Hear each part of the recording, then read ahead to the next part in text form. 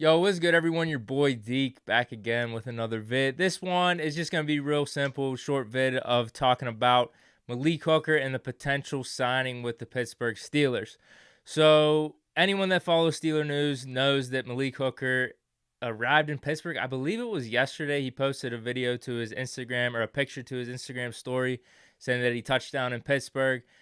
That was about it. But then all of a sudden today, news dropped that Malik Hooker actually visited with the Steelers. We weren't sure initially if he was just coming in to visit with family because he originally is from here in Newcastle, or if it was to try to work out some type of deal with the Steelers, or at least maybe do a physical, just talk with them at least, and so on. So turns out he was officially visiting with the Steelers and is in conversation with them. He's also left some hints throughout social media that he is interested in signing with the Steelers.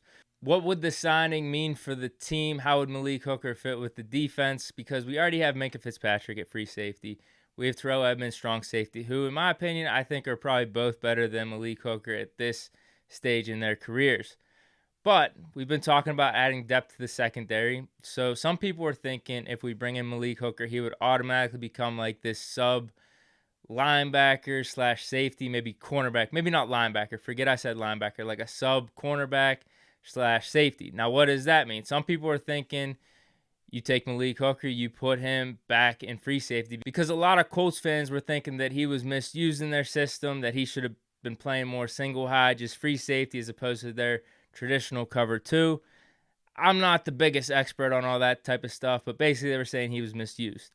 We already have a free safety like that in Minkah Fitzpatrick that is a ball hawk. So they were saying if we bring in Malik Hooker, we would move Minkah Fitzpatrick to slot cornerback and keep Terrell Edmunds out on the field with them if we were going to do this in some of the sub packages. That doesn't really make sense to me, though, because didn't Minkah Fitzpatrick want out of Miami for these exact same reasons? They were moving him all over the field. Some people, if you look at articles back in 2019, they were calling Minkah Fitzpatrick a slot cornerback. And then he comes to Pittsburgh, and obviously we saw what happened in 2019, 2020. He was playing way more pure safety. Not saying he couldn't do it, but I don't know if that completely makes sense. There's other people that are thinking Malik Hooker just comes in and gives competition for Terrell Edmunds. And then he also plays some of that sub-package ball. If it means moving Minkah down to slot corner, I don't like that. If it means that him and Minkah are both playing safety back there and we bump Terrell Edmunds up on occasion, I kind of like the thought of that. In terms of fit, I don't think it's a bad one. I think it would only help us because we are missing Mike Hilton. We could use some depth at safety as well. The next question is, though, the Achilles injury. How much is that going to affect him going forward? I think he'll be fine. I don't think this should be that much of a concern. He's still really young in his career. First-round talent. I think he can overcome it. We've seen players in the past. Demaryius Thomas early in his career, not the second time, but he got an Achilles injury. He had a great 4 or 5 year run at receiver for the Denver Broncos. Terrell Suggs happened to him, still had a few seasons of double-digit sacks. You guys can maybe mention some people in the comments that I'm missing, but these were the first two names that popped up as I was trying to do some search. Also look at Kevin Durant now. So I think just with technology and how the science is with some of these injuries, it's more likely that he comes back almost at 100% as opposed to maybe being at like 70, 75% of who he was the rest of his career. So with this all being the case, would I want it to happen? Sure, why not? He's a first-round talent. This is the type of shit that I eat up, and I'm always like, yeah, just bring in talent. I don't really care. New player is out there in free agency that has a name. Bring him to the Steelers. I'm just like anyone else.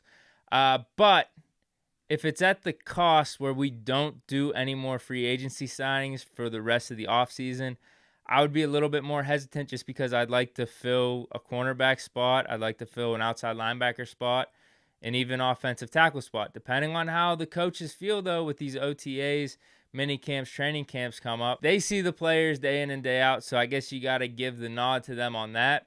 But as of right now, that's how I feel. I think it's a good move. There's nothing wrong with it at all. But if we bring him in, I would also like to bring in a couple other players too.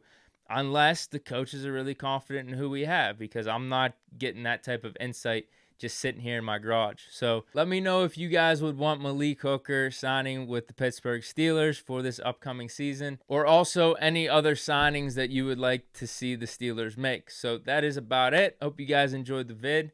Stay chilling. Peace.